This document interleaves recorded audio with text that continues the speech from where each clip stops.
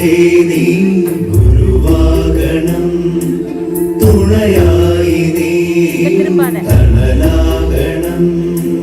സത്യം ധനം ജ്ഞാനം ധനം സ്നേഹം അഖിലാണ്ട ജീവോദയം.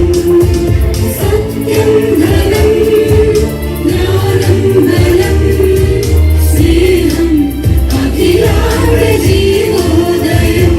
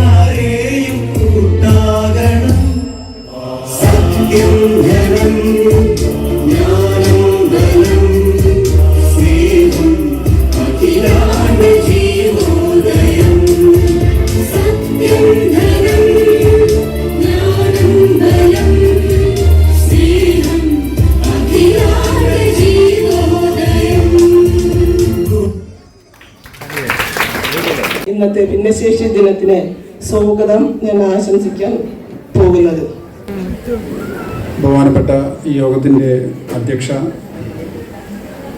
Mises Sonia RS BPC BRC Aluva, ഈ യോഗത്തിന് സ്വാഗതം ആശംസിച്ച mrs Sheeja Ratnam trainer BRC Aluva, special ഗസ്റ്റായിട്ട് എത്തിയിട്ടുള്ള ബഹുമാനപ്പെട്ട മിസ്റ്റർ ജോസ് മാവേലി ചെയർമാൻ ജനസേവാ ശിശുഭവൻ, മറ്റ് കുട്ടികൾ, അമ്മമാർ, ടീച്ചർമാർ, മാധ്യമപ്രവർത്തകർ, എല്ലാവർക്കും നമസ്കാരം.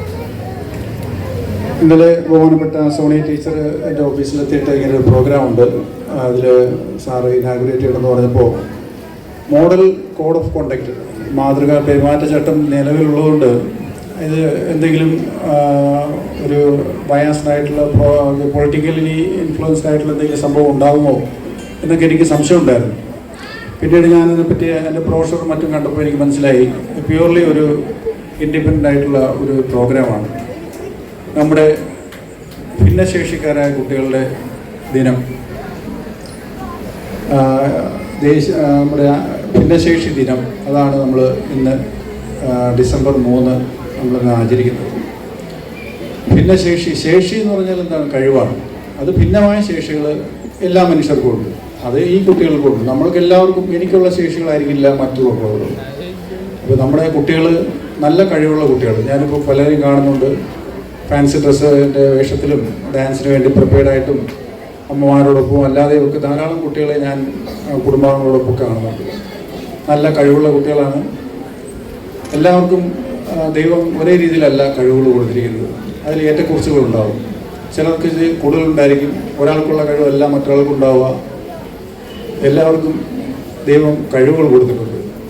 അപ്പോൾ നമ്മുടെ ആ കുട്ടികളുടെ മാതാപിതാക്കൾ അവരെ വേണ്ട രീതിയിൽ പ്രോത്സാഹിപ്പിച്ച് അവരെ മുന്നോട്ട് കൊണ്ടുവരിക.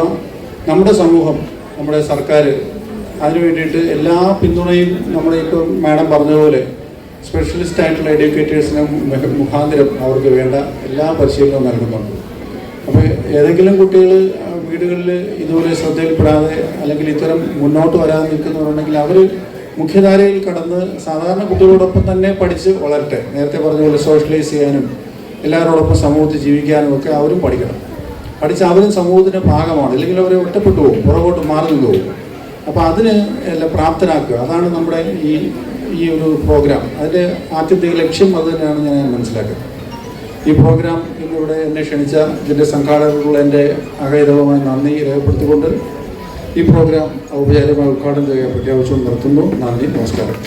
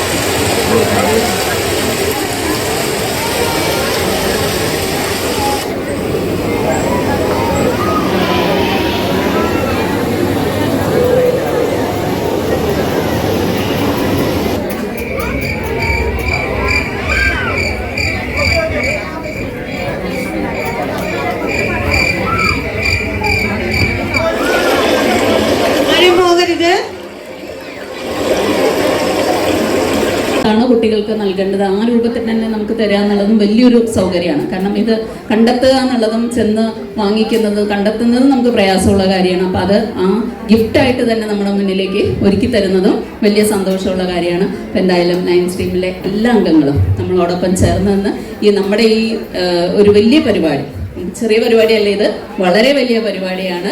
ഡിസംബർ 3 നമ്മുടെ ഭിന്നശേഷി ദിനം എന്ന് പറയുന്നത്. ഈ ഒരു പരിപാടിയിൽ സഹകരിച്ചതിനും ഇത്രയും വലിയ സപ്പോർട്ട് നൽകിയതിനും എല്ലാവരോടും, ചെയർമാൻ ഉൾപ്പെടെയുള്ള ടീം അംഗങ്ങളോട് എല്ലാവരോടും പ്രത്യേകം ആലുവ BRC കുടുംബത്തിൻ്റെ പ്രത്യേകം സ്നേഹവും നന്ദി അറിയിക്കുക.